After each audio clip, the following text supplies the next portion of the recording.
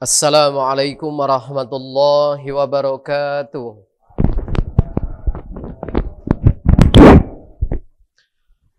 Alhamdulillahi rabbil alamin.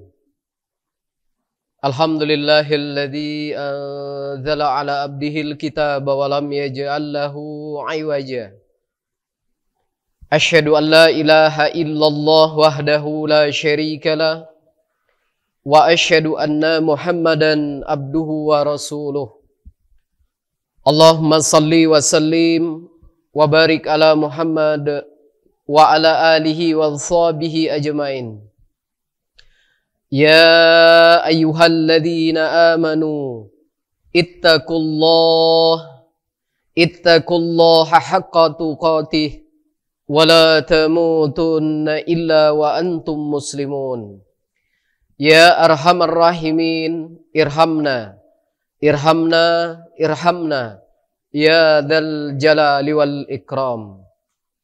Alhamdulillah, mari kita panjatkan puji syukur kehadirat Allah Subhanahu wa taala. Alhamdulillah, pada pagi hari ini Allah masih berikan pada kita semua nikmat, limpahan nikmat, curahan nikmat yang selalu Allah limpahkan pada kita semua.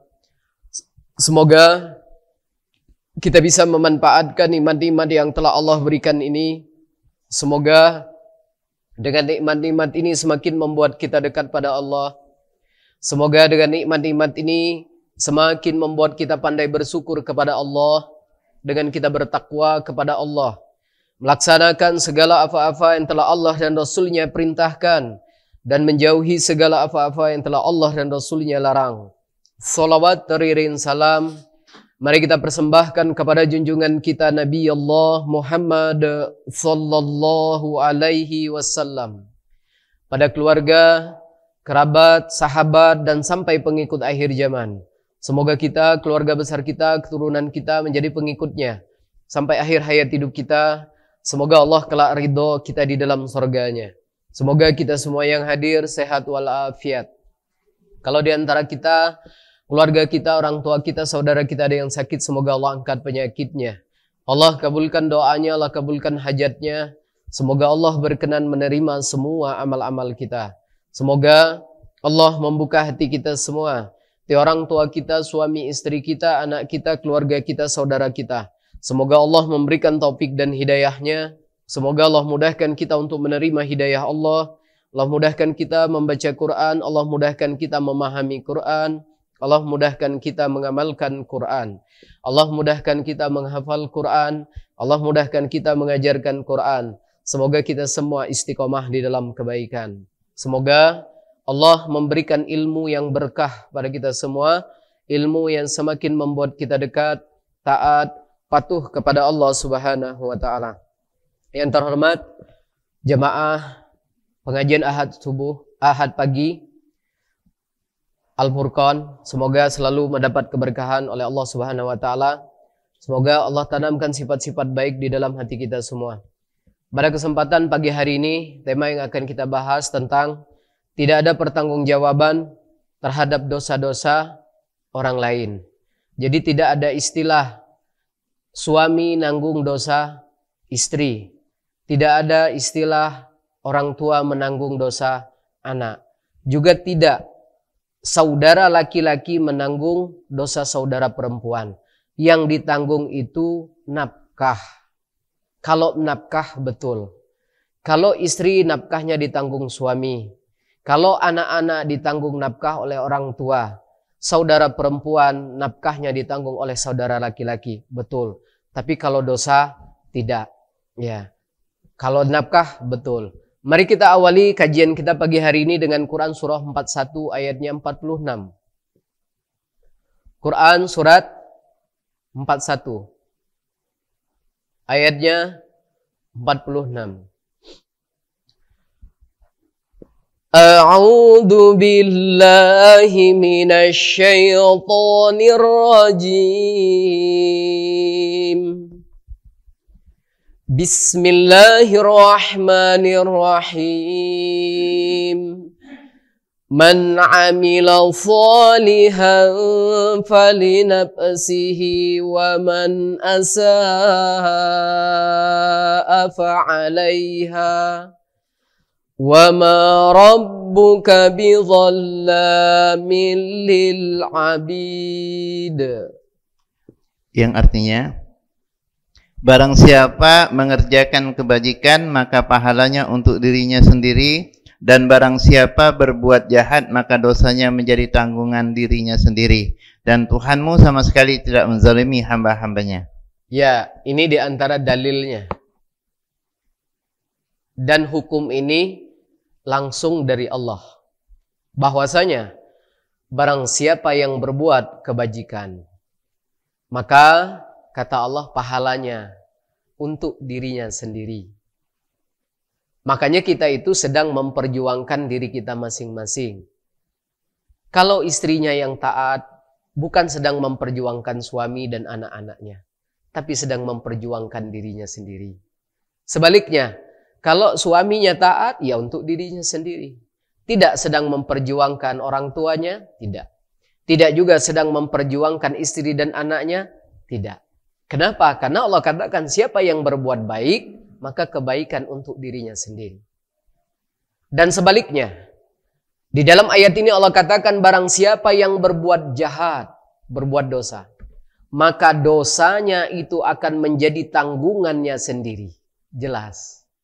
Tidak ditanggungkan kepada suami? Tidak.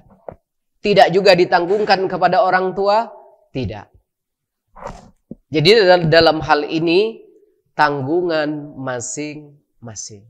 Nah, tapi kalau ditanya, nafkah ditanggung suami? Betul. Nafkah ditanggung orang tua? Iya. Tapi kalau dosa, tanggung sendiri. Udah cukup, nafkah udah dikasih. Iya kan? Sandang pangan udah dikasih. Masa dosa juga mau minta tanggung? Ya. Jadi tanggungannya masing-masing. Tidak ada tanggungan terhadap dosa orang lain? Tidak. Iya kan? Kembali kepada diri kita masing-masing. Makanya Bapak Ibu yang dimuliakan Allah, kita jangan tertipu. Jangan tertipu dengan kesolehan suami. Ya. Jangan juga tertipu dengan kesolehan anak-anak. Jangan juga tertipu dengan kesolehan istri. Kenapa? Karena ibu-ibu kalau suaminya soleh, itu tidak ada pengaruhnya sedikit pun dengan istri. Orang tuanya soleh, tidak ada pengaruhnya sedikit pun. Ya kan? Masing-masing. Kalaupun misalnya nanti suaminya yang soleh tadi masuk surga, ibu-ibu tidak bisa nebeng. Tidak bisa nebeng. Tidak bisa nebeng. Iya, bonceng tidak bisa. Sama, kalau misalnya ada orang tua yang luar biasa ketaatannya, kemudian anaknya bisa nebeng, jawabnya tidak.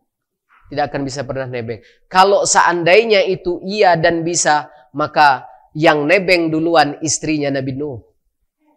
Ya kan? Kalau memang iya, pasti yang nebeng duluan nanti anaknya Nabi Nuh, Kan'an yang akan nebeng kepada orang tuanya. Kalau seandainya itu berlaku, tapi tidak. Jadi mulai hari ini jangan pernah berharap ya terhadap dosa-dosa itu akan ditanggung oleh suami. Makanya juga kami sebagai suami-suami itu lega melihat ayat ini. Kenapa lega? Ternyata dosa istri tidak kami tanggung. Kalau ditanggungkan repot, Bu, ya. Yang bapak-bapak suami istrinya 4 coba. Kalau istrinya 4 gimana kalau ditanggung semua? Ya, makanya alhamdulillah tidak ditanggung masing-masing, nafsi. Kita lihat lagi ayatnya, 1 ayat. 2 ayat berikutnya kita lihat surat 45.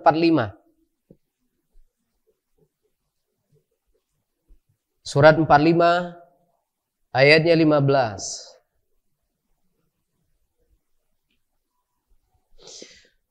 Man 'amila shalihan falinafsihi wa man asaa fa'alaiha thumma ila rabbikum turja'un. Yang artinya, barang siapa mengerjakan kebajikan, maka itu untuk dirinya sendiri. Dan barang siapa mengerjakan kejahatan, maka itu akan menimpa dirinya sendiri. Kemudian kepada Tuhanmu kamu dikembalikan.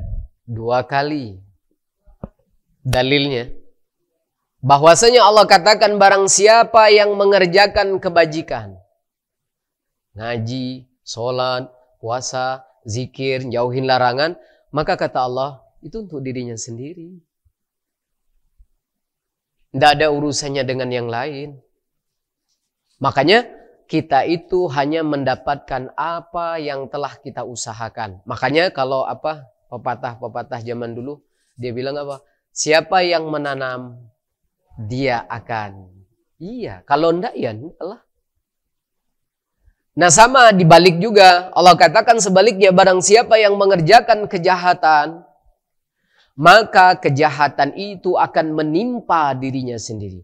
Tidak ditimpakan kepada keluarganya, tidak juga ditimpakan kepada saudaranya, tidak juga ditimpakan kepada tetangganya, maka itu akan menimpa dirinya sendiri. Tidak ditanggungkan, tidak ditimpakan kepada orang lain.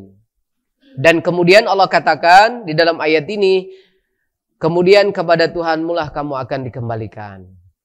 Dari 2 ayat ini sangat jelas Bapak Ibu yang dimuliakan Allah. Jadi kita jangan tertipu. Apalagi ibu-ibu ini. Tenang-tenang ngerumpi, tenang-tenang bohongin suami, ngerasa ndak dosa. Kalaupun dosa nanti yang nanggung suami juga. Yang dibohongin suami. Iya kan? Ibu bohongin suami dosa. Nanti katanya dosanya ditanggung suami. Enak betul, suami itu udah jatuh ketimpa tangga loh Bun. Udah dibohongin. Dosanya siapa? Si istri. Nanti dosanya terus ditanggung suami. Udah jadi korban. Iya kan? Nanti dosanya kembali ke suami lagi. Kan enggak. Jadi mulai hari ini kita mari mandiri masing-masing. Jangan pernah berharap dosa itu akan ditanggung oleh orang tua. Jangan juga berharap dosa itu akan ditanggung oleh suami atau anak-anak. Tidak.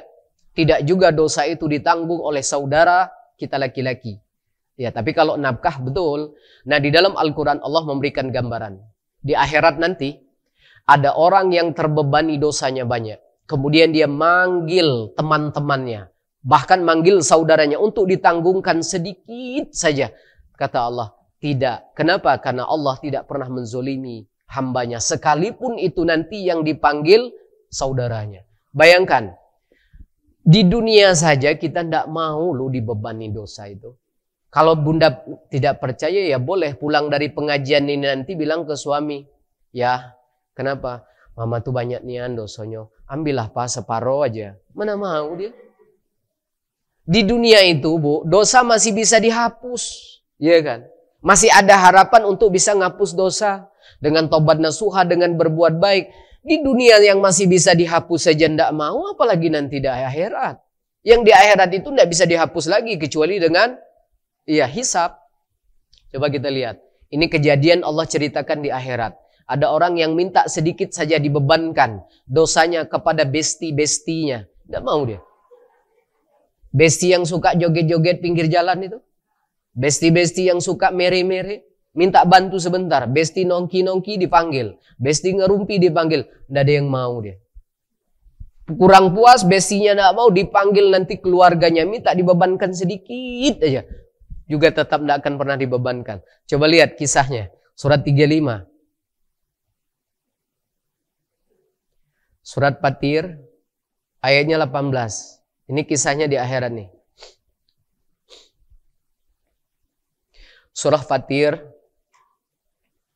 Ayatnya 18. وَلَا تَزِرُ وَازِرَةٌ وِزْرَ أُخْرَى وَإِن تَدْعُ مُثْقَلَةٌ إِلَى حِمْلِهَا لَا يُحْمَلْ مِنْهُ شَيْءٌ وَلَوْ كَانَ ذَا قُرْبَى إنما تنذر الذين يخشون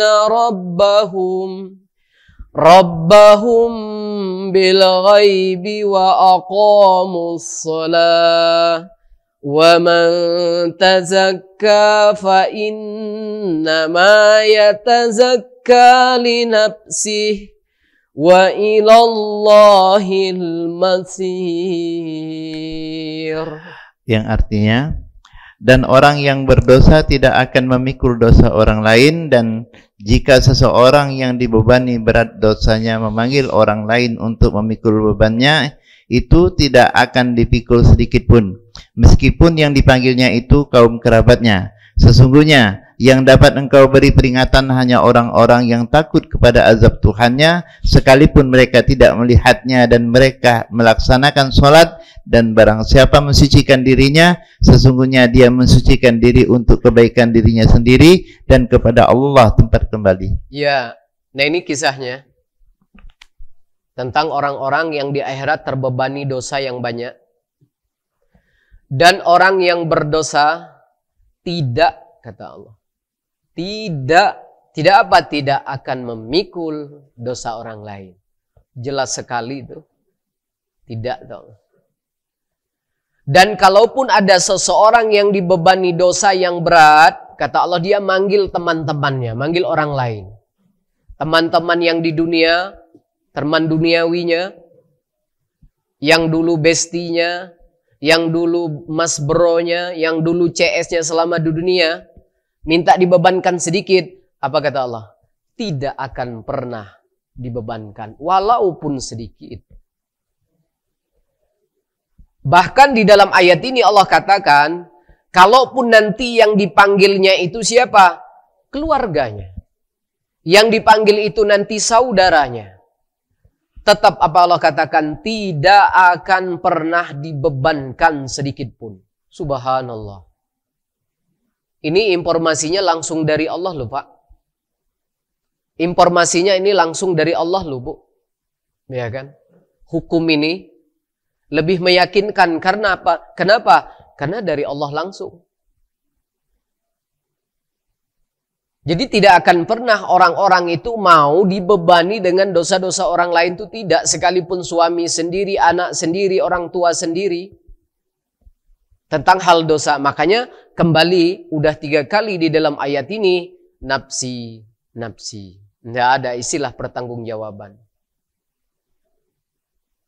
Nah kemudian di dalam ayat ini, sesungguhnya yang engkau dapat berikan peringatan itu hanyalah orang-orang yang takut kepada azab Allah. Yang berkaitan dengan azab Allah ini diantara rukun iman yang terakhir. Harus percaya kepada kehidupan akhirat. Apa itu kehidupan akhirat yang harus kita yakini? Kehidupan yang mana di sana sekecil zarah kebaikan dan keburukan Allah akan balas. Makanya orang yang betul-betul meyakini adanya kehidupan akhirat, dia akan mempunyai sifat-sifat baik. Kenapa? Karena dia yakin betul kebaikan dan keburukan itu pasti dibalas. Orang yang yakin betul bahwasanya ada kehidupan setelah dunia ini hari pembalasan, dia meyakini itu ada hari pembalasan, maka orang itu akan mempunyai sifat baik. Kenapa? Karena dia yakin. Dan dia akan terhindar dari hal-hal, berusaha menghindari hal-hal yang bersikap buat perbuatan-perbuatan dosa. Dan hanya orang-orang yang takut kepada azab Allah yang bisa diberi peringatan. Makanya orang yang yakin betul ada kehidupan akhirat, hari pembalasan itu, orang yang seperti ini mudah menerima nasihat. Dia mengatakan sami'na wa ata'na. Kalau yang tidak percaya, dia sami'na juga, tapi wa asaina. Yang satu, yang percaya dengan adanya kehidupan akhirat, dia dengar nasihat, dia dengar, dia taat. Tapi kalau yang tidak percaya dengan kehidupan akhirat, dia dengar, tapi dia tidak taat. Dia tahu nyanyi haram di depan laki-laki yang bukan mahram, tapi dia tetap nyanyi. Kenapa? Karena suara aurat. Dia tahu kalau itu haram, tapi dia masih lakukan. Ya kan? Dia tahu ikhtilat, ya berkumpul dengan laki-laki yang bukan mahram itu haram, tapi dia tetap lakukan. Itu termasuk orang-orang yang tidak takut dengan azab Allah. Makanya orang yang takut dengan azab Allah itu Allah katakan gampang menerima nasihat, mudah menerima nasihat, bahkan sami'na wa ata'na. Ciri-ciri orang-orang yang takut kepada azab Allah itu dia buktikan dengan amalan yang pertama apa? 1, dia minimal sholat 5 waktu. Itu diantara ciri-cirinya. Yang kedua, dia selalu membersihkan dirinya dari dosa. Jadi sholat 5 waktu, bersihkan diri dari dosa. Ini diantara orang-orang, gambaran orang-orang yang takut kepada azab Allah. Apalagi kalau misalnya dia sholat tambah zakat. Dia membersihkan diri dari dosa, naik lagi derajatnya. Tambah lagi, dia sholat, dia puasa, dia zakat. Dia membersihkan diri dari dosa, naik lagi derajatnya. Dia tambah lagi, dia sholat, dia puasa, dia zakat, dia haji. Dia membersihkan diri dari dosa, naik lagi derajatnya. Nah, orang-orang yang takut kepada Allah itu, dia buktikan dengan dua hal ini. Nah, membersihkan diri dari dosa itu ada dua. Dosa yang sudah kita lakukan, dosa yang belum kita lakukan. Nah, dosa-dosa yang sudah kita lakukan selama 40 tahun kita hidup, 50 tahun kita hidup, bagaimana cara membersihkannya? Satu, dengan tobat nasuha. Yang kedua, dengan cara memperbanyak perbuatan-perbuatan baik. Nah, Allah suka dengan orang-orang yang seperti ini. Nah, kalau dosa-dosa yang belum kita lakukan bagaimana? Yang ahad depan udah ada janji ngerumpi, yang ahad depan yang udah ada janji senam pagi-pagi pinggir jalan, itu dibatalkan. Nah, itu namanya membersihkan diri terhadap dosa-dosa yang belum kita lakukan. Allah suka dengan orang-orang yang seperti ini. Namanya orang yang selalu membersihkan diri. Ya. Nah, membersihkan diri itu luar dalam. Dosa yang terlihat maupun dosa yang tidak terlihat. Kita jangan hanya fokus dengan amalan-amalan yang nampak. Sholat, puasa, zakat, haji, sedekah, betul. Ada amalan yang mulia itu apa? Amalan yang dilakukan oleh hati. Ingat, larangan juga ada yang larangan yang dilakukan hati. Makanya abdolnya kita itu melaksanakan perintah, baik yang terlihat maupun yang tidak terlihat. Menjauhi larangan, yang terlihat maupun yang tidak terlihat. Maksudnya, amal yang dilakukan oleh hati. Misalnya, niat, sabar, tawakal, jujur, tobat. Itu semua amalan-amalan hati yang mengangkat derajat. Apalagi sifat sidik, itu amalan-amalan hati. Ada juga dosa yang dilakukan oleh hati. Riya, ya. Riya, apalagi sombong, nah apalagi iri, ujub, itu semua dosa, itu dosa-dosa besar semua. Nah, alangkah abdolnya kita itu berusaha ibadah itu dengan dua hal ini. Jangan hanya yang nampak, dosa yang nampak, jangan hanya amal yang nampak, tapi dengan amalan-amalan yang tidak nampak pun kita berusaha untuk mengamalkannya. Kenapa? Karena amalan hati itu amalan yang tinggi derajatnya di hadapan Allah. Makanya hati bisa mendapatkan amalan sholat. Hati bisa mendapatkan amalan puasa. Kenapa? Karena kata Nabi SAW, innamal a'malu bin niat. Nah, tapi perbuatan-perbuatan, amal perbuatan itu belum tentu bisa mendapatkan amalan hati. Tapi amalan hati bisa mendapatkan amalan-amalan tubuh. Makanya berusahalah kita untuk berusaha beramal dengan dua amalan ini. Amalan hati dengan amalan tubuh. Yang pertama ini adalah kisah dan contohnya. Di dalam Al-Quran Allah contohkan lagi. Sama, kisahnya hampir sama. Cuma yang di sini, yang dipanggilnya itu orang tuanya. Yang dipanggil itu anaknya. Jadi kalau seandainya di akhirat nanti ada anak yang menawarkan dirinya untuk menebus orang tuanya di akhirat, itu tidak diterima tebusannya. Sebaliknya, ada orang tua yang ingin menebuskan dirinya untuk mengeluarkan anaknya dari azab, itu tidak bisa. Makanya seseorang tidak akan pernah ditanggungkan dosa-dosanya sekalipun kepada anak, sekalipun kepada orang tuanya. Coba kita lihat lagi kisah yang kedua. Suratnya 31, ayatnya 33. Ini kisah yang kedua. 31, 33.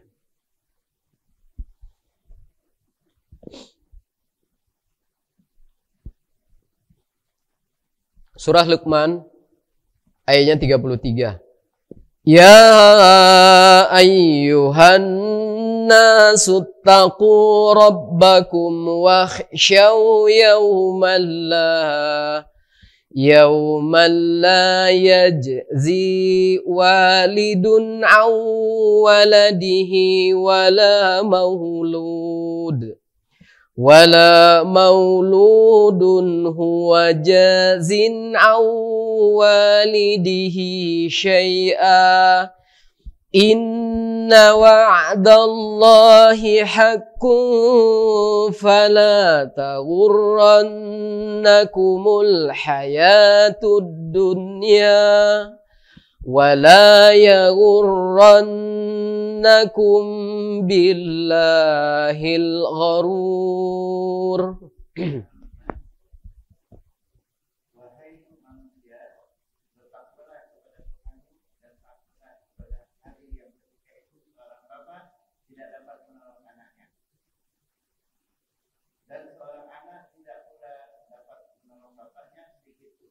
sungguh janji Allah pasti benar. Maka janganlah sekali-kali kamu terpedaya oleh kehidupan dunia, dan jangan sampai kamu terpedaya oleh tipu dalam menaati Allah SWT. Iya, nah ini kisah kedua. Jadi kalau di dalam tafsir Ibnu Katsir, kisah ini tentang seorang anak yang ingin menebus orang tuanya dengan dirinya. Di dalam tafsir Ibnu Katsir. Tapi tebusan itu tidak diterima. Sebaliknya, ada kisah seorang orang tua yang ingin menebus anaknya dengan dirinya, tapi juga tidak diterima. Makanya dijelaskan lagi, dosa tidak pernah akan dibebankan kepada orang lain. Sekalipun udah minta, orang tuanya minta, biarkan aku yang menanggung dosa anak. Di akhirat ini tidak akan pernah dibebankan. Kalau yang tadi kan memang dia minta kepada teman-temannya, minta kepada saudaranya. Ini justru menawarkan diri. Orang tua menawarkan dirinya untuk menjadi penebus anaknya, anaknya menawarkan dirinya untuk menebus orang tuanya, pun tidak pernah akan dibebankan. Ini sudah cukup jelas. Jadi ibu-ibu, mulai hari ini jangan terlena dengan kesolehan suami. Juga kami tidak akan pernah terlena dengan kesolehan seorang istri. Itu masing-masing. Tidak ada ngaruhnya sama sekali. Ya. Nah, di dalam ayat ini Allah katakan, wahai manusia, bertakwalah kepada Tuhanmu. Ini pesan Allah. Jadi kalau kita pengen masuk surga, Bapak Ibu yang dimuliakan Allah, kalau pengen masuk surga, surganya Allah, ya mending apa? Kita beramalnya mending amalan yang langsung dari Allah saja. Kita tuh kadang-kadang pengen masuk surga Allah, tapi beramal dengan amalan-amalan yang bukan dari Allah. Kalau pengen masuk surganya Allah, lakukan amalan-amalan itu yang langsung dari Allah. Contohnya apa? Takwa ini dari siapa? Ya dari Allah. Dari Allah. Amalannya apa? Gampang. Laksanakan perintah, jauhin larangan. Itu amalan dari Allah langsung itu. Jangan membeban-bebani diri kita dengan amalan-amalan yang bukan dari Allah, tapi kita pengen masuk surganya Allah. Ada orang yang pengen masuk surganya Allah itu ngamal-amalkan amalan-amalan yang bukan dari Allah. Hari Senin baca 1000, hari Selasa 2000, hari Rabu 3000, hari Kamis nanti 4000, seterus kayak itu. Udah membeban-bebani diri dengan amalan-amalan seperti itu. Niatnya pengen masuk surganya Allah, padahal itu amalan-amalan bukan dari Allah. Lebih meyakinkan tidak? Surga itu punya Allah. Yang ngasih amalannya juga Allah. Lebih meyakinkan tidak? Ya iyalah, lebih meyakinkan. Makanya syarat amal itu dua. Satu, ikhlas. Yang kedua, harus seperti yang dilakukan oleh Nabi SAW. Bahasanya ittiba. Baru disebut sebagai ibadah. Kalau tidak memenuhi dua syarat ini, maka tidak akan pernah jadi ibadah. Kalau ada perintah, lihat Nabi SAW. Ada perintah dari Allah, lihat bagaimana cara Nabi SAW melakukannya. Kalau tidak, banyak dalam Al-Quran Allah kisahkan. Tentang orang yang sholat, tapi tidak diterima. Fawailul lil musholin. Tentang orang yang sedekah, tapi mereka tidak dapat apa-apa. Seperti batu licin di atasnya ada debu. Kemudian air hujan turun. Sedekah mereka tidak mendatangkan kebaikan. Kenapa? Melaksanakan perintah Allah, tapi tidak seperti yang Nabi SAW contohkan. Makanya, kalau kita pengen masuk surganya Allah, maka amalkan saja amalan-amalan yang langsung dari Allah. Di antaranya adalah takwa. Takwa itu tidak harus sampai ribuan loh, Bu. Ya. Gampang, pokoknya kalau waktunya sholat, ya sholat, ya kan. Waktunya zikir juga enggak terlalu sampai ribu-ribuan. Ya paling banyak kan 100. Kalau Allah minta paling banyak 100. Enggak lebih dari itu. Nah kemudian kalau yang misalnya yang dilarang, udah jauhin saja. Apapun yang dilarang oleh Allah dan Rasulnya, jauhin. Udah yang jamin Allah. Kalau kita berusaha beramal dengan amalan takwa, di dalam surat Al-Baqarah, apa kata Allah? Orang yang beriman, yang beramal dengan amalan takwa, itu bekal terbaik dia. Masya Allah, coba. Ada lagi di dalam Al-Quran, kalau orang yang beriman beramal dengan cara amalan takwa, melaksanakan perintah menjauhi larangan, itu menjadi amal terbaik dia. Bekal terbaik, amal terbaik.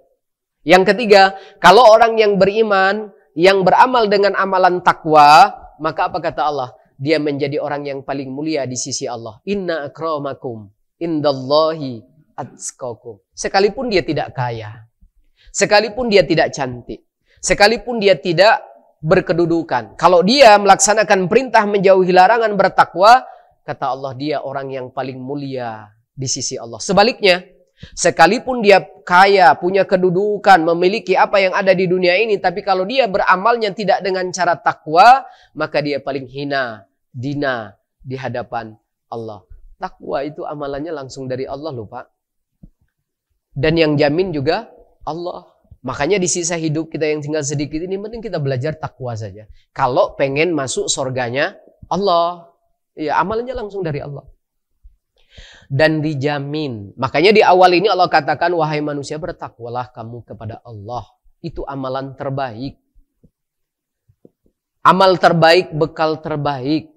Orang yang paling mulia di sisi Allah itu adalah orang yang paling bertakwa. Orang yang paling taat. Nah kemudian selanjutnya, setelah Allah perintahkan, wahai manusia bertakwalah kamu kepada Allah. Dan takutlah pada hari ketika seorang bapak tidak bisa menolong seorang anak. Nanti seorang anak tidak bisa menolong seorang bapak. Masya Allah. Ini menyedihkan. Makanya Bapak Ibu yang dimuliakan Allah, kalau kita mau saling tolong menolong itu, ya saatnya di dunia ini. Kalau kita mau saling tolong menolong. Ya kan? Yang mau nolong orang tuanya, sekalipun orang tuanya tidak ada lagi di dunia ini, asal kita masih di barzah, masih bisa. Ini menggambarkan pentingnya kehidupan kita di dunia. Pentingnya saat-saat kita di dunia. Orang yang di barzah pengen kembali ke dunia. Orang yang di padang mahsyar pengen kembali ke dunia. Orang di neraka pengen kembali ke dunia. Cuma orang yang di sorga saja tidak pengen kembali ke dunia. Iya. Cuma bidadari selalu nanya kepada orang-orang yang masuk sorga itu, dia nanya, kamu dulu di mana Palembangnya? Iya, di Sekojo. Ada. Karena bidadari-bidadari itu, ya kan, mereka penasaran bagaimana keadaan dunia. Sama kayak kita sekarang kan penasaran sorga itu kayak apa. Nah sama orang-orang yang di pelayan-pelayan di sorga itu, mereka penasaran karena mereka diciptakan tidak pernah berada di dunia. Sedangkan orang yang masuk sorga itu pernah ada di dunia. Makanya bidadari itu selalu nanyakan keadaan-keadaan dulu dia, keadaan-keadaan orang-orang yang masuk surga itu di dunia seperti apa. Ada kisahnya dalam Al-Quran. Nah kenapa? Nah ini menggambarkan kenapa mereka tidak minta kembali ke barzah, mereka tidak minta kembali ke padang mahsyar, tapi mereka ingin minta kembalikan kami ke dunia. Dan kalau sudah di dunia, kami ingin berbuat kebaikan. Ini menggambarkan pentingnya saat-saat kita di dunia. Ini pentingnya saat-saat kita berada di dunia. Kenapa? Karena kita masih bisa berbuat kebajikan. Maka lakukan yang terbaik untuk diri kita masing-masing. Bukan untuk suami. Nah, kalaupun kita mau misalnya, asal kita di dunia ini, kita punya orang tua yang udah di barzah, itu masih bisa kita tolong dengan doa kita. Bisa kita tolong dengan amal-amal soleh kita. Sedekahnya kita, pahalanya buat mereka. Doa-doakan mereka, itu bisa merubah keadaan. Makanya doa itu bisa merubah takdir. Keadaan mereka sekarang rendah akan terangkat derajat. Kenapa? Karena doa-doa anak cucunya di dunia. Asal masih di dunia. Makanya mereka yang di akhirat itu keinginan mereka ingin kembali lagi ke dunia. Kalau sudah di dunia kata mereka ingin berbuat kebajikan. Nah makanya di sini ini kesempatan kita. Kalau kita mau nolong orang tua, mau nolong keluarga kita, nolong muslimin muslimat, saatnya kita masih di dunia ini. Maka jangan sia-siakan kesempatan yang masih ada pada diri kita. Jangan sia-siakan umur kita. Umur kita itu sangat berharga. Ya, umur kita itu mahal. Jangan buang begitu saja umur kita. Kenapa? Karena umur kita itu sangat penting untuk kehidupan kita di akhirat. Kemudian di dalam ayat ini Allah katakan seorang anak tidak bisa menolong seorang bapak. Sungguh janji Allah itu benar. Berarti yang salah siapa dong? Yang berdalil selama ini. Tidak akan masuk surga seorang suami. Sekalipun hafal Quran. Sekalipun suaminya soleh. Kalau istrinya masuk neraka, maka tidak akan pernah masuk surga seorang suami. Surga itu punya siapa? Oh punya Allah yang tidak kayak itu hukumnya.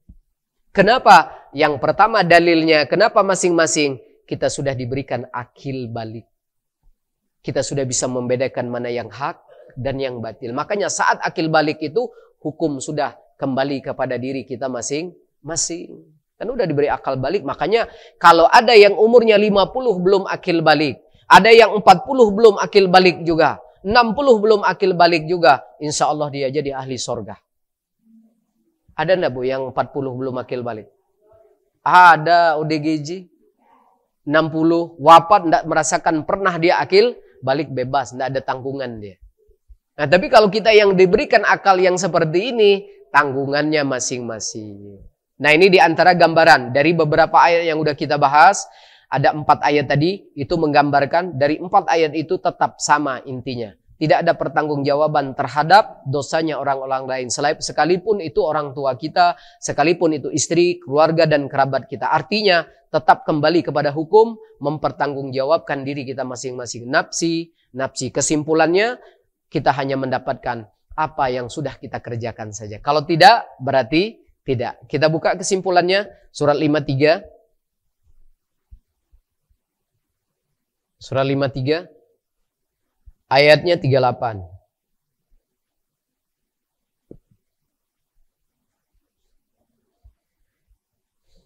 Surah 53, ayatnya 38, 39.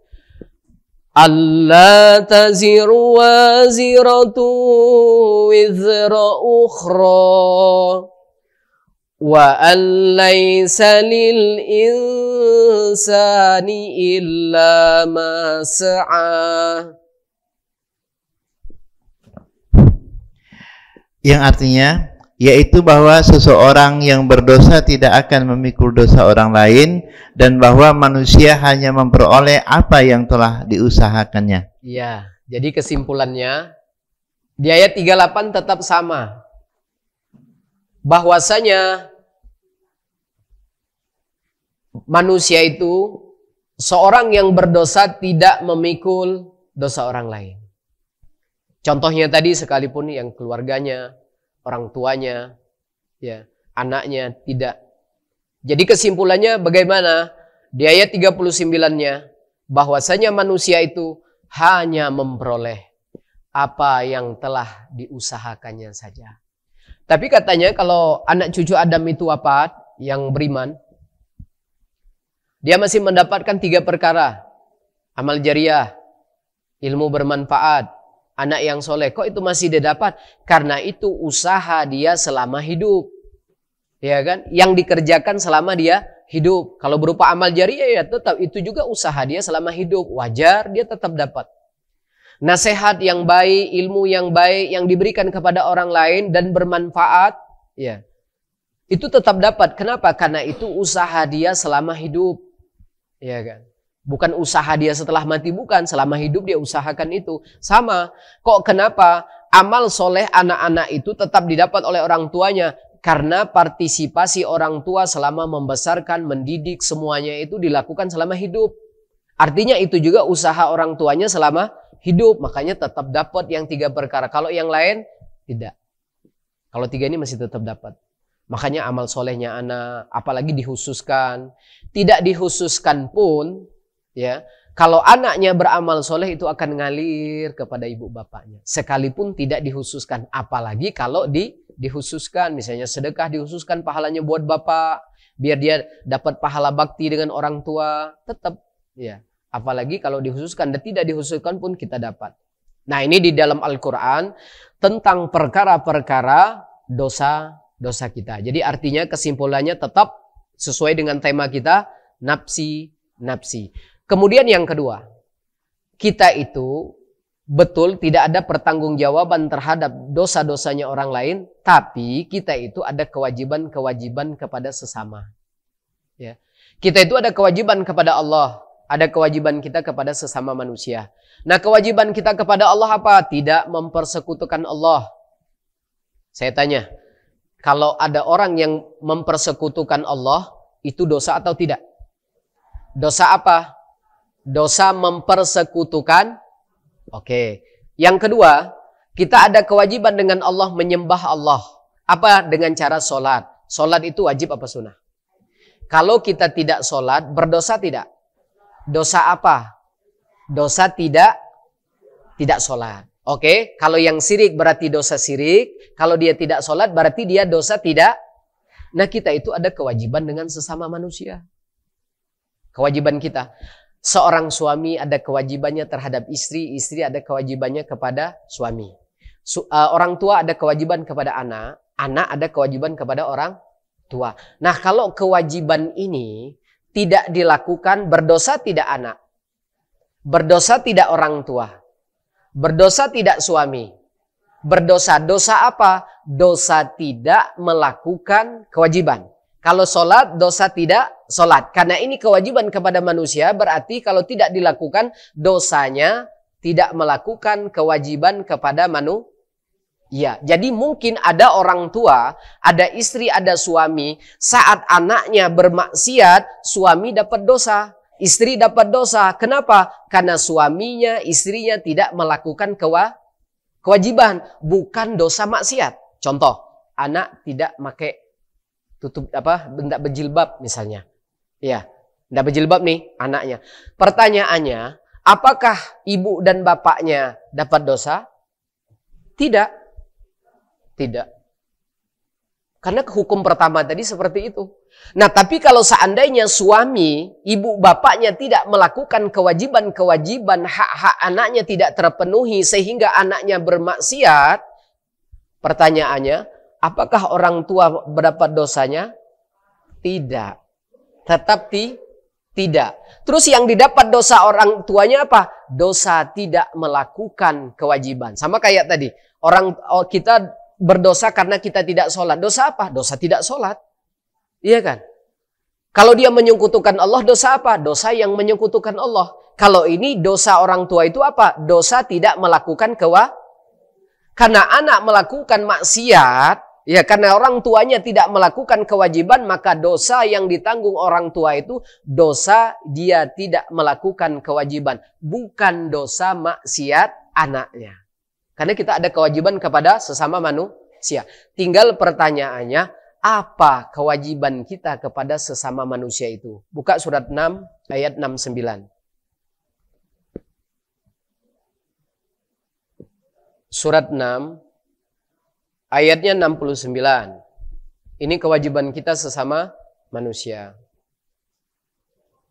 Surah ke-6 ayatnya 69.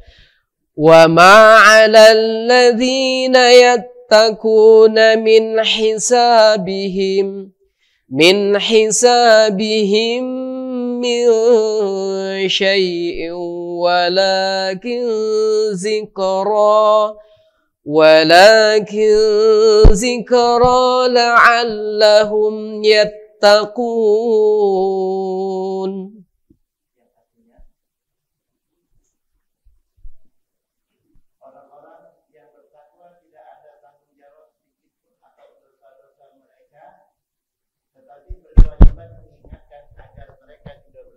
Iya, coba Ustadz, ada enggak kewajiban kita kepada sesama manusia di situ? Apa kewajiban kita? Mengingatkan. Ini kewajiban kita kepada sesama manusia. Kewajiban istri kepada suami, suami kepada istri, orang tua kepada anak, anak kepada orang, semuanya bahkan kepada sesama manusia. Kalau ini tidak kita lakukan, ini namanya kewajiban. Tidak dilakukan dosa tidak? Dosa apa? Bukan dosa maksiat anak. Bukan dosa maksiat istri. Bukan. Bukan dosa-dosa saudara perempuan. Bukan. Tapi dosa tidak melakukan kewajiban. Beda apa sama? Kalau beda berarti ngerti. Kalau jawabnya sama berarti tidak. Alhamdulillah. Iya. Kita jangan tertipu. Makanya kata Allah tadi, jangan tertipu dalam mentaati Allah. Ibu tertipu kalau merasa dosanya ditanggung suami. Iya. Jangan tertipu kata Allah dalam pakailah hukum yang memang langsung dari Allah. Beda. Nah, bisa jadi orang tua itu dapat dosa ini, bisa jadi suami itu dapat dosa ini, bisa jadi istri itu dapat dosa ini, tapi bukan dosa maksiat. Kalau maksiat ya udah tanggung sendiri. Tapi ini hukumnya wajib, sama kayak sholat tadi. Sholat itu wajib. Terus kalau kita tidak sholat, dosa tidak? Iya, dosa apa? Dosa tidak sholat. Kalau yang ini dosa apa? Dosa tidak melakukan kewajiban. Nah, perkara ini sudah sejauh mana kewajiban ini yang udah kita lakukan? Kepada siapa? Kepada suami kita, kepada istri kita, kepada anak kita, kepada orang tua. Karena ini hukumnya wajib. Makanya Allah katakan, orang-orang yang bertakwa itu tidak menanggung dosa sedikit pun terhadap dosa-dosa mereka. Tapi mereka berkewajiban mengingatkan agar mereka juga bertakwa. Maksudnya taat, biar anak taat, biar istri taat, suami taat, orang tua taat. Tujuannya. Nah, kalau ini tidak kita lakukan, betul kita berdosa, tapi bukan dosa maksiat. Nah, bagaimana cara kita melakukan kewajiban kita ini? Ya, sebagai orang tua mungkin menyekolahkan, mendidik, mendatangkan guru-guru terbaik untuk mereka misalnya. Menyekolahkan mereka yang memang di situ banyak pendidikan agamanya, ya minimal IT lah, minimal. Kalau misalnya pondok belum bisa, ya minimal IT. Karena ini ya minimal lah udah. Jadi, kalau memang tidak bisa pondok misalnya. Karena kalau misalnya yang lain itu minim agamanya. Ya kalaupun misalnya kita sekolahkan yang sekolah yang minim agamanya, paling tidak kita harus menghadirkan guru-guru terbaik untuk mereka. Ya. Jangan kita ini ibu-ibunya rajin ngaji dari Senin sampai Ahad ngaji. Anak cucunya dibiarin tidak ngaji. Itu tanggung jawab siapa? Orang tua. Terus kita juga tuh kadang-kadang asik dengan kendaraan. Lupa dengan tujuan. Ngajinya dari Senin sampai Ahad, ngaji terus. Senin, Selasa, Rabu, sampai Ahad ngaji. Itu ngaji itu kendaraan, bukan tujuan. Tujuan kita apa? Melaksanakan perintah, menjauhi larangan. Itu tujuan utama kita. Nah, berapa banyak orang yang sibuk dengan kendaraan. Ngaji itu kendaraan untuk sampai kepada tujuan. Makanya dengan ngaji itu kita tahu perintah, tahu larangan, mana yang benar, mana yang halal, mana yang hak, mana yang haram. Tapi berapa banyak orang yang sibuk dengan ngaji tapi tidak sibuk mengamalkan apa yang dia ketahui. Itu namanya sibuk dengan kendaraan, lupa dengan tujuan. Tujuan kita itu apa? Melaksanakan perintah, menjauhi. Bukan ngaji tujuan kita. Ngaji itu hanya kendaraan. Dengan ngaji itu kita tahu haram halal. Nah, tapi kalau ada orang yang sibuk dengan pengajian dari Senin sampai Ahad ngaji, tapi yang diketahuinya tidak diamalkan, berarti salah tujuan. Makanya kalaupun kita bisa, ngaji itu cukup 1 pekan sekali saja tidak apa-apa. Tapi amalkan. Haram, sami'na wa atona, halal, sami'na wa atona. Keren itu. Jadi jangan sampai kita sibuk dengan kendaraan yang akan menyampaikan kepada derajat takwa, pengetahuan tadi, tapi kita lupa dengan tujuan kita. Tujuan kita itu tidak lain hanya untuk apa? Bertakwa. Nah, makanya di sini ini contoh bahwasanya betul kita itu tidak menanggung dosa orang lain. Cuma kita itu ada kewajiban. Nah, kewajiban kita ini karena hukumnya wajib ya sama kayak sholat. Sholat tadi kontraknya sampai kapan? Ini wajib juga sampai kapan? Nah, ini sampai mati nih. Jadi ibu-ibu, misalnya bapak juga, kalau seandainya ada suami atau istri yang udah berusia sampai sekarang 50 atau 60 tahun. Si istri atau si bapaknya, si suaminya tuh udah capek, udah angkat tangan. Dia bilang apa? Sudahlah nak, bapak lah tua juga mati dewe. Ya iyalah. Dibiarin selama berapa 10 tahun. Tidak diingatkan. Karena mungkin sudah 50 tahun bersama hidup itu udah ngingetin, udah ngajak, tapi belum ada hasil. Ya, ada titik jenuh. Mungkin. Ya, tapi tidak boleh. Seorang istri, seorang suami.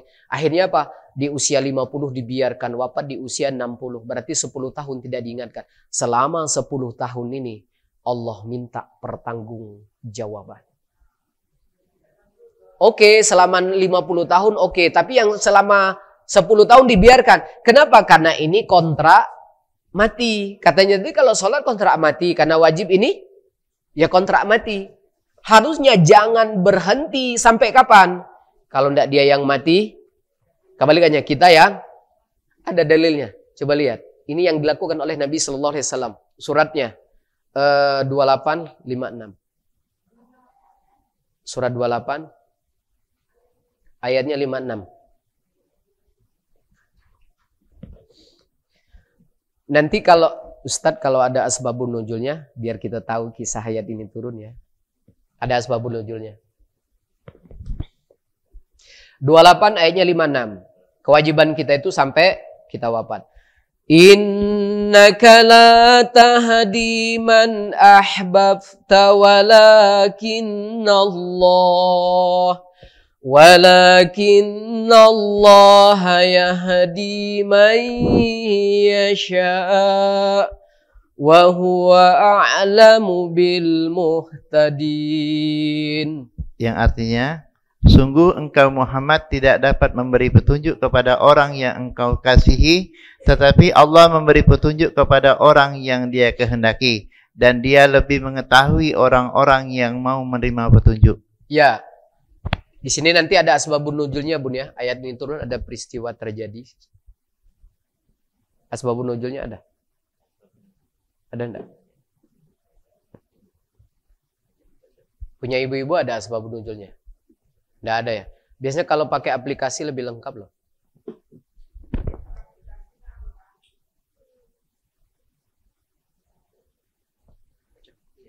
A'udzubillahi minasyaitonirrajim. Bismillahirrahmanirrahim.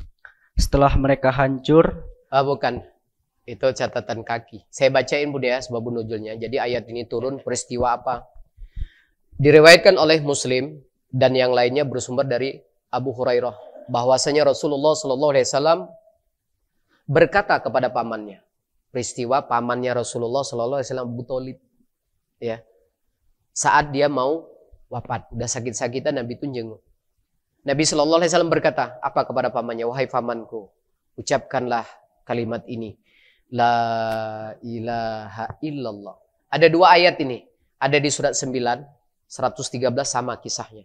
Tapi di 139, 113 itu kisah Rasulullah SAW dengan Nabi Ibrahim alaihissalam. Turun ayat larangan untuk mendoakan orang yang sudah wafat mati dalam keadaan kekafiran. Karena mereka sudah jelas menjadi musuh Allah. Karena Nabi pada saat peristiwa ini terjadi, Nabi bersumpah, aku tidak akan berhenti mendoakanmu paman selagi itu belum ada larangan dari Allah Ta'ala. Nah di surat 9, 113, 14, 15 itu kisah turunnya ayat larangan kepada Nabi Ibrahim, Nabi SAW untuk mendoakan keluarga yang mati dalam keadaan kafir. Tapi kalau yang masih hidup, boleh. Nah ini kisahnya. Jadi saat pamannya Abu Thalib itu mau wafat, dibimbing oleh Nabi SAW untuk mengislamkannya. Nah inilah tugas kita. Tugas kita kepada suami, istri, anak itu membimbing, mengajak, mengingatkan, memfasilitasi mereka sampai kapan? Sampai mati. Jangan dibiarkan anak perempuan yang sudah berkeluarga kita diamin, kan dia udah punya suami. Jangan biarkan anak-anak kita yang udah menikah ndak ngaji, kan dia sudah punya kehidupan sendiri. Iya kan? Coba perhatikan, orang berdakwah itu tidak milih. Mau dia udah aki-aki, mau nenek-nenek, mau dia punya suami, ya kan? Ada seorang ibu itu membiarkan anak-anaknya karena menyatakan mereka udah berkeluarga, itu tanggung jawab suami, itu tanggung jawab istri. Kita berdakwah itu jangan menganggap kalau udah berkeluarga itu lepas, tidak. Makanya Nabi SAW yang dilakukannya pada saat seperti ini tetap mengajak pamannya untuk masuk Islam. Tapi tetap pamannya Abu Thalib mengatakan tetap bertahan kepada agamanya Abdul Muthalib. Kisah turun ayat ini. Dan ini menjadi rujukan kita. Yang kewajiban kita mengingatkan kepada manusia. Tadi sampai kapan? Sampai dia wafat. Kalau tidak dia yang wafat. Jadi kalau yang 10 tahun ada jarak tadi. Yang tidak diajak, tidak diingatkan seorang istri, seorang anak. Itu Allah akan minta pertanggungjawaban sampai akhirat.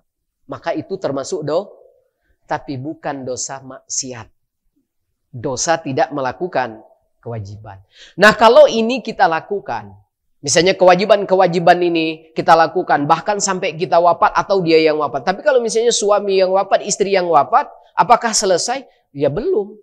Selesainya itu sama siapa? Sama yang suami wafat tadi. Selesainya itu sama istri yang wafat. Dengan yang lain? Belum. Jadi kalau kita mau selesai semuanya, ya kita yang wafat. Kalau kita udah wafat, betul sholatnya selesai, ngingetinya selesai. Tapi berapa banyak orang yang tidak melakukan kewajiban ini, padahal ini termasuk hal yang besar. Kalau kita lalaikan, kita berdosa. Berdosa apa? Bukan dosa maksiat, tapi dosa yang melalaikan terhadap kewajiban ini. Padahal kita itu tidak rugi. Kalau seandainya orang yang kita ajak itu mau, kita dapat pahala. Kalau yang kita ajak tadi dia belum dapat kebaikan dari Allah, kita juga tetap dapat pahala sekalipun dia tidak mau. Tapi berapa banyak zaman kita sekarang ini, karena temannya diajak, sudahlah yuk, kurang apa cara kita selama ini. Udah kita WA, pernah kita jemput, sudah kita beginiin. Sudahlah biarkanlah, lah ngerti juga. Itu kan jadi bahaya. Coba contohnya Nabi tadi, diperangi, disakitin, tetap aja diajak. Tidak menjadi alasan kita berhenti mengajak di dalam kebaikan. Nah ini yang terutama keluarga-keluarga dekat dulu. Jangan biarkan keluarga kita tidak ngaji. Nanti itu akan dituntut oleh keluarga kita sendiri. Adik-adik kita nuntut, ayo dulu di dunia rajin dari Senin sampai Ahad ngaji. Pernah kami diajak? Ayo. Pernah kami ditawari? Dia ditanya nanti. Karena ini hukumnya wajib. Makanya perkara dia mau atau tidak itu bukan urusan kita. Kalaupun dia mau kita dapat pahala. Kalaupun dia tidak mau kita tetap dapat. Ada yang rugi? Khususnya ibu-ibu. Karena ibu-ibu itu anti rugi, Pak. Kalau dikit-dikit rugi kan dia tidak mau. Nah kalau ini diajak dapat pahala. Tidak diajak dia tidak mau juga tetap dapat pahala. Kan tidak ada yang rugi. Otomatis ibu juga mau harusnya. Coba kita lihat ayatnya.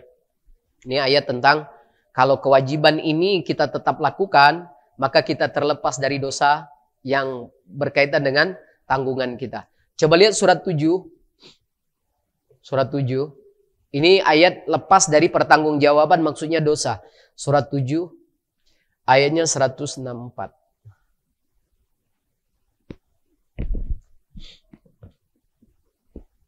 Surat Al-A'raf ayatnya 164. Wa iz qalat ummatum minhum lima ta'iduna qauman Allahu muhlikuhum aw mu'adzibuhum adzaban syadida. Qalu ma'ziratan ila rabbikum wa la'allakum tattaqun. Yang artinya, dan ingatlah ketika suatu umat di antara mereka berkata, mengapa kamu menasihati kaum yang akan diwinasakan atau diazab Allah dengan azab yang sangat keras? Mereka menjawab, agar kami mempunyai alasan lepas tanggung jawab kepada Tuhanmu dan agar mereka bertakwa. Iya. Dan ingatlah ketika suatu umat di antara mereka berkata, mengapa kamu menasihati kaum yang akan dibinasakan? Misalnya saya contohin, ada keluarga yang udah sakit lama. Ada saudaranya menjenguk nasihatin, ayo bibi tobatlah. Kapan lagi? Insya Allah kalau ayo tobat, ya kan, dalam keadaan seperti ini, Allah tuh maha pengampun. Padahal ada saudara yang lain negor di luar, nanti pas selesai nanya, ayo kok sempet-sempetnya nasihatin dia untuk biar tobat segala macam. Kata ayunya yang nasihatin, dia bilang, supaya aku bisa lepas tanggung jawab dan punya alasan di hadapan Allah, lepas tanggung jawab. Sampai kapan tuh? Sampai seperti yang Nabi Shallallahu Alaihi Wasallam lakukan. Sampai kapan? Sampai menjelang kematiannya. Kalau bahasa Palembang, sempat tidak sempat nasihatin. Makanya Nabi Shallallahu Alaihi Wasallam kepada pamannya menjelang kematian pun akan diislamkan. Keinginannya Nabi Shallallahu Alaihi Wasallam. Kenapa? Kalau berdasarkan ayat ini, hukum bagi kita biar kita bisa lepas tanggung jawab. Hukumnya kayak itu. Nah, tapi kalau ini misalnya kita lakukan, kita lepas tanggung jawab.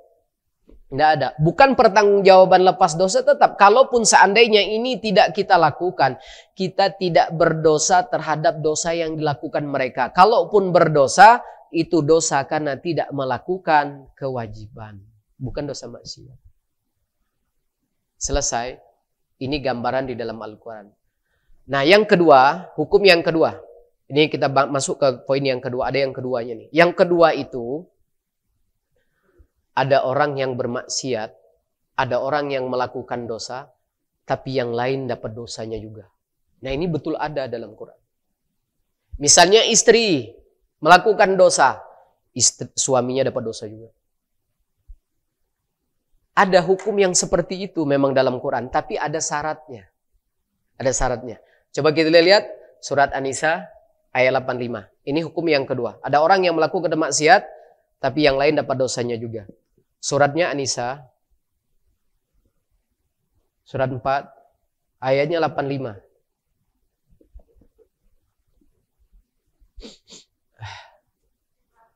Surat 4, ayatnya 85. Man yashfa' syafa'atan hasanatan yakun lahu nasibum minha wa man yashfa' syafa'atan sayyi'atan yakun lahu kiflun minha wa kana Allahu ala kulli syai'in muqita. Yang artinya, barang siapa memberi pertolongan dengan pertolongan yang baik, niscaya dia akan memperoleh bagian dari pahalanya. Dan barang siapa memberi pertolongan dengan pertolongan yang buruk, niscaya dia akan memikul bagian dari dosanya. Allah Maha Kuasa atas segala sesuatu. Ya, kalau yang kedua ini betul. Ada orang yang bermaksiat, berbuat dosa, yang lain dapat dosanya. Tapi syaratnya apa? Harus ada partisipasi. Contoh, suami nanya ke istrinya, Mi, Ahad depan rencananya ngerumpi di mana? Suami nanya. Kata istrinya bilang, rencananya Sipi katanya di Kambang Iwa sekalian sarapan mau senam-senam. Kata suaminya, pakai mobil papi baik. Jelas itu, seluruh dosa yang dilakukan mereka nanti di Kambang Iwa, suami juga ada partisipasi. Kalau enggak ya enggak lah. Pergi sendiri, ongkos sendiri, ngerumpi sendiri, terus ngapain suami dapat dosa? Tanggung sendiri di awalnya. Tapi kalau setiap ada partisipasi dalam keburukan itu, siap-siap dosa jariah. Kita sekarang masuk di bulan Agustus. Sebentar lagi banyak panitia minta sumbangan untuk 17 Agustus. Hati-hati itu dosa jariah. Karena di masyarakat kita, ya lombanya itu maaf, nauzubillah min zalik. Panjat Pinang masih ada. Yang nonton nanti banyak ibu-ibu itu. Ngeliatin aurat semua. Ibu yang nyumbang, ya, seluruh dosa penonton, seluruh dosa pemain yang nanggung siapa? Yang nyumbang 1.000, 2.000, 10.000, 100.000. Tanggung dosa jariah itu. Tidak cukup di situ nanti. Nanti ada acara organ tunggalnya. Ya, bermaksiat, ikhtilat, lakukan semua itu. Yang nyumbang 10.000, 20.000, nanggung dosa mereka. Kenapa? Tolong menolong itu dalam kebaikan. Bukan tolong menolong dalam dosa jariah itu. Benar kalau yang ini betul. Makanya kalau ada yang minta sumbang-sumbangan itu jangan dikasih. Maksiat itu. Misalnya saya contohin, yang ini terjadi di masyarakat kita. Ada orang yang mau nikahin anaknya. Tapi tidak dipakai gedung dia, tidak pakai jasa gedung. Dia acaranya di rumah. Biasanya kalau di rumah ini otomatis pekarangan tetangga itu dipakai semua itu. Biasanya. Ya.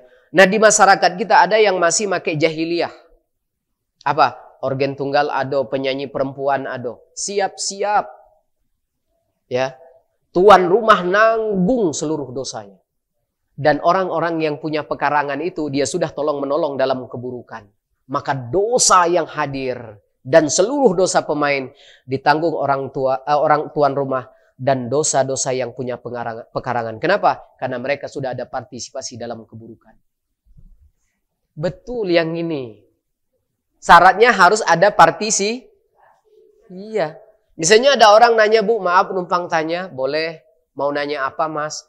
Di daerah sini di mana ya ada jual minuman keras? Oh, Mas balik arah. Mentok belok kiri nanti ada warung bambu, di situ ada minuman keras. Cuma nunjukin itu, ada partisipasi. Iya.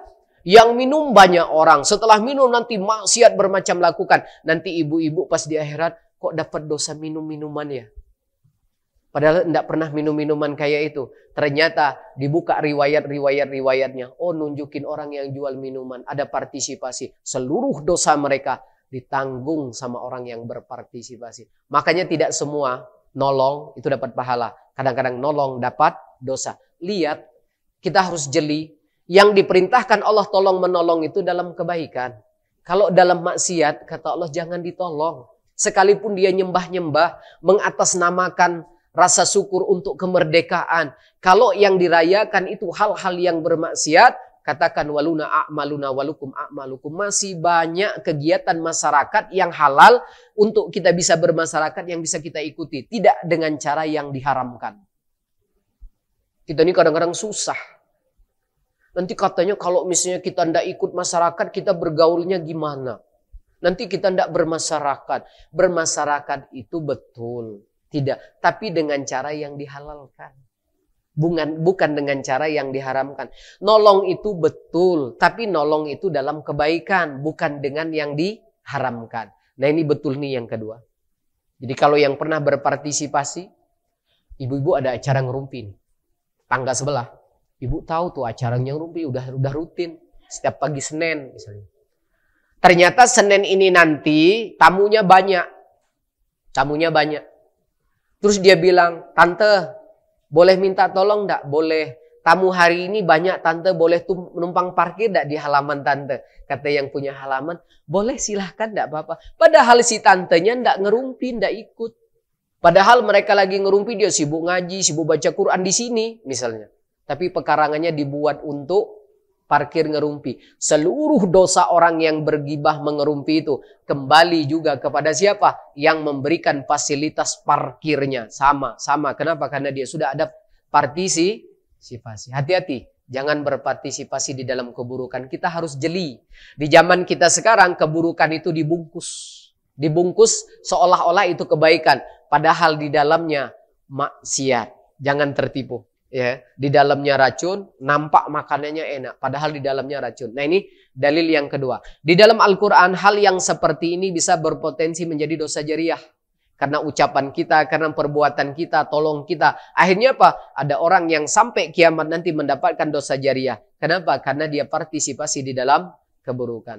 Bapak Ibu yang dimuliakan Allah, mungkin ini yang bisa kami sampaikan, semoga bermanfaat. Semoga dengan bertambahnya pengetahuan, wawasan tentang Islam ini bertambahlah iman dan takwa kita kepada Allah Subhanahu wa taala. Subhanakallahumma wa bihamdika asyhadu an la ilaha illa anta astaghfiruka wa atubu ilaik. Assalamualaikum warahmatullahi wabarakatuh.